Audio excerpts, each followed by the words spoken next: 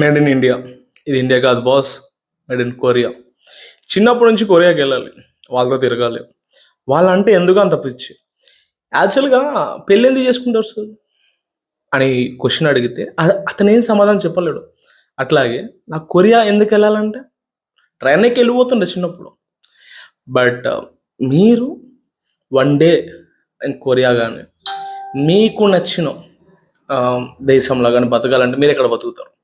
యాక్చువల్గా చెప్పాలి అంటే దిస్ మూవీ ఎమోషన్స్ని కట్టిపాడేసింది మచ్చం.